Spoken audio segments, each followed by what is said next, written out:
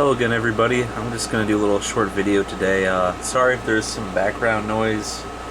I got an air conditioner recently, and also I tried recording this beforehand, but I didn't realize my memory card was out of space. So anyway, here we got my N64. Should have everything plugged up I need.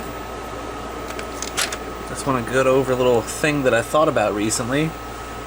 Anyway, I started collecting Japanese imports of N64 games, and as some may know, they have a different tab on the back than the US releases.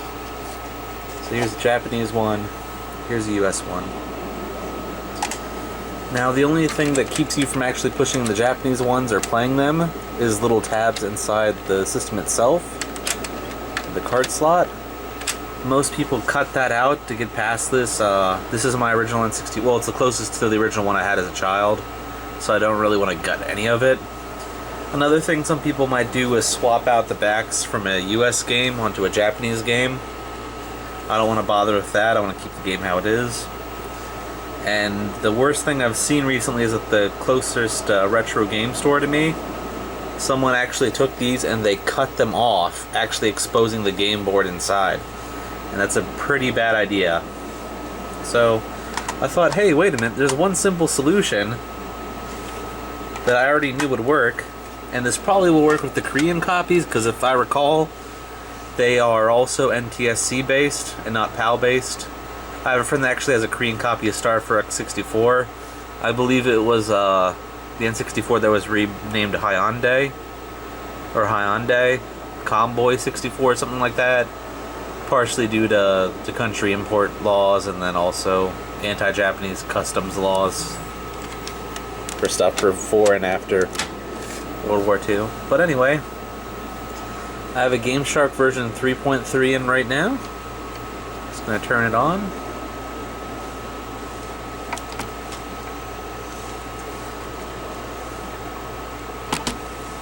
And what we're going to do is start game without codes. So we're not going to select any codes or anything or change anything. So it's not going to mess with any of the code in the game. Oh, I got underscan on. And it will just pretty much bypass that thing. Now here's Mario Golf 64, the Japanese version. I am unaware of any major differences. There are some minor differences besides the language, if I recall. It's running just fine. I'm not a native Japanese speaker. I mostly got these because these were way cheaper than the US versions. And I want to collect all the N64 games eventually. So let's try one of the few games I have the Japanese and US copy of, Star Fox 64. And instead of this Game Shark, we'll pop in version 3.2, which still has an LED light to indicate stuff to you. It counts down, detects which game code to use of the cart you plug in.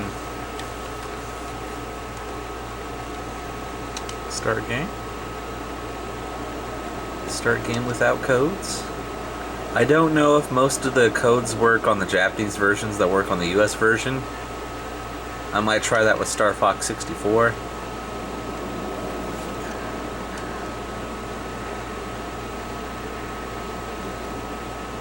I should have dug out my Rumble Pack.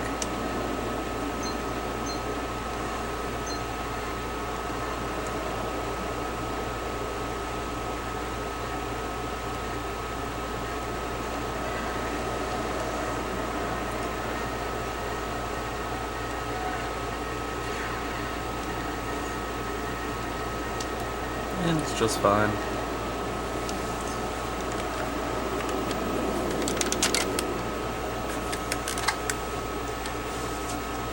Now I also have a Game Shark version 3.0. This one does not have a parallel or serial port. I think it's a serial port if I recall correctly. And I'm just going to try that. And there are two games so far that have been giving me issues booting. I've took off the back of both of these, and they played just fine on the N64. So I don't know if the Game Shark's having trouble with auto-detecting which region code or whatever code it has to use. Sometimes with these you have to plug in GoldenEye or Mario 64 to kind of reset it. I'm hoping to detect and bypass the N64. But we'll give it a go. I'll go with Kirby 64. This is titled Kirby 64 The Crystal Shards over here. I do not know what the Japanese title was. Nope. Let me try.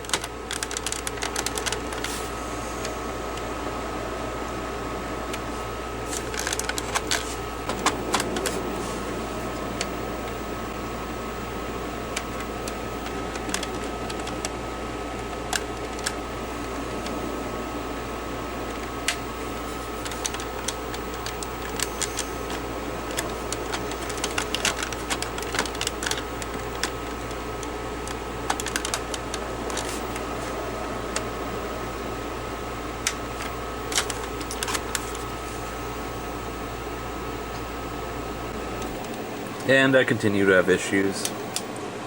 So, I just thought I'd show that. I don't think you should be going and gutting part of your system, especially since I assume a couple people out there already have the Game Shark before they do this.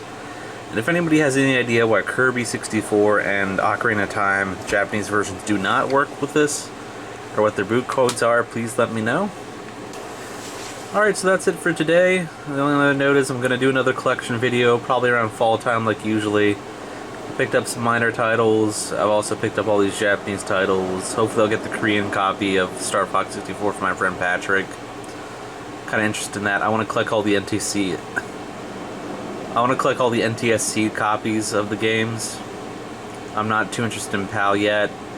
Maybe after I get all the NTSC ones, I'll go for PAL, and then maybe, I think there was a Brazilian game that was made, and the Australian PAL ones, but who knows? Who knows what the future brings.